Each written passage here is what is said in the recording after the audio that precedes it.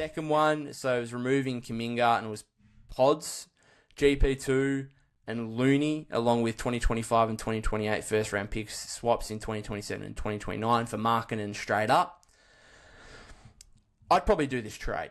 It's not my favourite out of the three, but I'd probably do it from a Warriors standpoint. And I think it's perhaps the most realistic. It's probably the most realistic. I think if you're looking at the three that Siegel proposed here, I think the one I just mentioned with Kuminga, I think the Warriors might say no to that. I think the next one I'll do, the Jazz will probably say no to that. But I think one's probably the most realistic, where you're getting 2 first-round unprotected picks, you're getting 2 first-round pick swaps, and you're getting a guy who was a 19th overall pick last year whose value has only increased from that point. Obviously, all NBA rookie first team last season. I think that's a pretty good deal for both teams, if I'm being honest. And maybe that's... there's always some Warrior bias from me. Perhaps that's just innate, probably. And if there's Utah fans watching this, let me know if you'd be willing to take that deal, or any deal that doesn't include Kuminga for that matter. But I think that's pretty fair. That's pretty fair, I think, that deal. And I can't really see...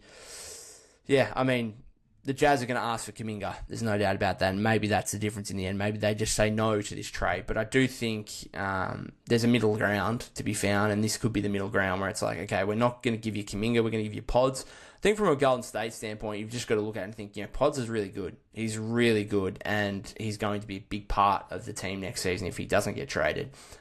Could be the backup point guard behind Steph Curry. Could be running the second unit without Steph for 15, 20 minutes a game. Like that's huge, right? That's a big part of your team.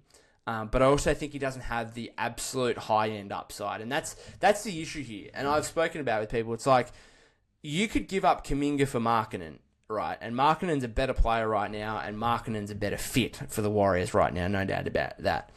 But you could look back at it, and within 2 years, Jonathan Kuminga could be a better player than Lauri Markkanen. And that's the issue. That's the issue, and that's why the Warriors shouldn't be giving up Kuminga for Markkanen. Now, is that likely to happen? Probably not. Like, maybe there's a 20% chance that Kuminga's a better player than Lauri Markkanen in 2 years. Maybe only 20%. But that's still a quarter of a chance, I suppose. Like, there is a chance, right? There is a chance that Kuminga could be better than Markkanen. And so if you're talking about giving up Kuminga and like access to 4 future first round picks, that's just overs in my opinion. That is overs in my opinion. That would smell of desperation from a Golden State standpoint. Now, if you're talking about Pods instead of Kuminga, I just don't think there's any chance that Brandin Podziemski is ever better than Lauri Markkanen. I just don't think there is. I think he's a great player. I think he's going to be a really high-end role player. But are we talking about a guy who's going to be a top 20 player in the league, top 25 player in the league at any point in his career? I'd love to be proven wrong. I hope he stays at the Warriors, and I hope he develops into a top 25 player in the league. I hope he develops into an All-Star.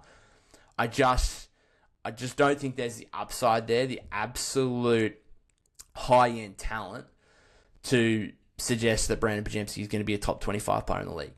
I think we can see that with Kuminga. Kuminga's level of athleticism, the way he's like unstoppable at the rim, the way he's kind of developed his mid-range jumper over the last couple of seasons. Like, there's a long way to go here. No one's arguing that. But his second half of the season suggested, okay, this guy, can average over 20 points a game, could average perhaps up to 25 points a game. And that's what Markkanen's doing. And so the last thing you want to do is give up Kuminga and 4 future first-round picks essentially, and then turn around in 2 years and, the guy we just traded away is actually better than the guy we brought in.